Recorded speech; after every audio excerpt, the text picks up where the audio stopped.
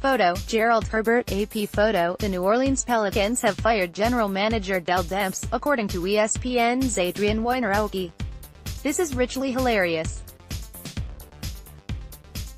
You may recall Demps as the administrative and managerial brain genius who spent 6+ seasons flailing cartoonishly in various and uniformly failed efforts to build a stable, credible team around a lottery-granted superstar Anthony Davis, and responded to Davis's announcement that he'd decline a contract extension and accompanying trade request by petulantly stonewalling Davis's destination of choice, the Los Angeles Lakers, and according to ESPN's Brian Windhorst, leaked the Lakers' various trade offers in a concerted effort to poison the team's chemistry, as punishment for what amounts to LeBron James having the same agent as Davis and going there. When asked if he'd like to have Davis on his team, and declined to trade Davis prior to last Thursday's trading deadline, intentionally pinning an unhappy player in a toxic situation at least through the spring so that the organization could try to leverage better trade offers for him in the summer, and reportedly had to be coerced by the NBA into not shelving Davis for the rest of the season, in a cynical ploy to preserve his trade value above all else, and according to the bulk of rumors and reports, did pretty much all of this at the bidding of the detached, clueless, swinging dick dumbasses who own the Pelicans franchise and run it as a neglected, dysfunctional, increasingly radioactive side hustle to their principal sports venture, the Saints football team.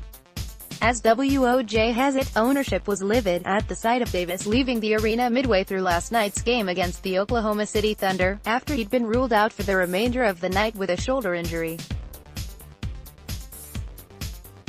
Principal owner Gail Benson now wants an overhaul of the Pelicans, and a reshaping of the team's future. I wonder if anybody mentioned that they could have started that overhaul fruitfully a little over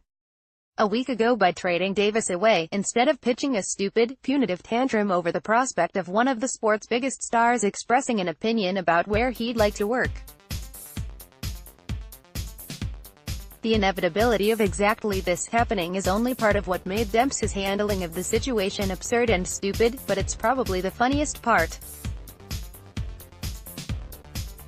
Whatever hypothetically sexy package of young talent and/or draft picks the Pelicans get for shipping Davis away this coming summer or before next winter's trade deadline, and to whatever glory those hypothetical spoils eventually lift this sorry-ass organization, Demps won't get credit for its architecture. He was already a dead man walking, the doofus whose failures alienated the best player the franchise and its tiny fan base ever had, and who would not meaningfully outlast Davis in New Orleans under any plausible set of circumstances. Oh well.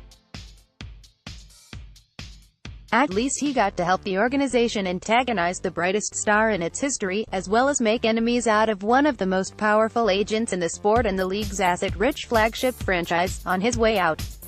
In any event, in exchange for the service of acting as ownership's hatchet man against its own employee, the Pelicans traded Demps a measly week of continued employment, followed by an ignominious firing as soon as that went exactly the only way it ever could. The record, that's a whole lot less than the Lakers were offering.